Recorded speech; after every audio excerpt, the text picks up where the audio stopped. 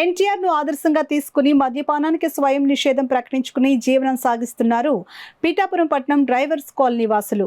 పలువురికి స్ఫూర్తిగా నిలుస్తున్న వీరిని ఎన్టీఆర్ 103వ జయంతోత్సవాల్లో భాగంగా పీఠాపురం మద్యపాన వ్యతిరేక ప్రచార కమిటీ నాయకులు ఎన్ సూర్యనారాయణ, ఇతర సభ్యులు, సహృదయ మిత్ర మండలి అధ్యక్షులు తోట శ్రీనివాస్ చేతుల మీదుగా వారిని ఘనంగా సత్కరించి అభినందించారు.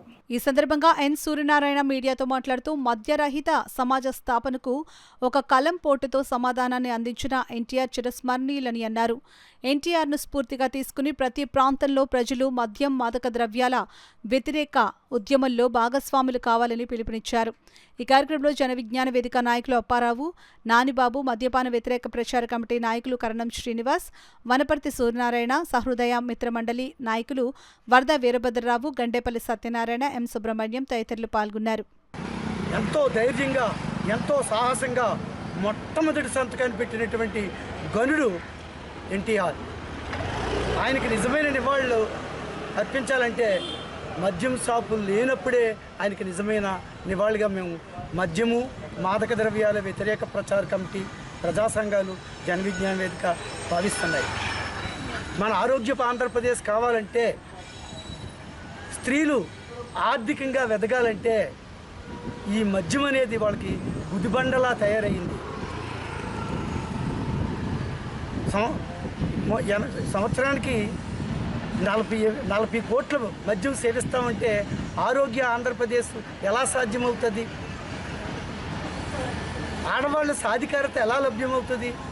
మొగుడు తాగేసి వచ్చేసి పెళ్ళాన్ని తన్నుతూ ఉంటే ఎలాగా ఆడవాళ్ళు కన్నీళ్ళు ఏ విధంగా తుడబడతాయి? ఎలా ఆడవాళ్ళ కన్నీళ్ళు మనం తుడుద్దాం? ఈ ఆడవాళ్ళ గృహహింసని ఎలా ఆప్చేద్దాం?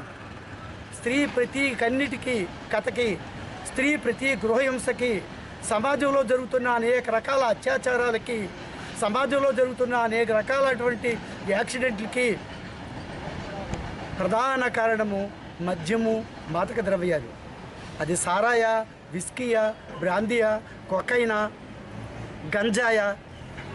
ఉద్యోగాల్లో అయినటువంటి యువత ఎంప్లాయ్మెంట్ ఆఫీసులు మూసేసేసి బ్రాందీ షాపులు తెలిసేటువంటి వాతావరణం మనకు దాపురించింది.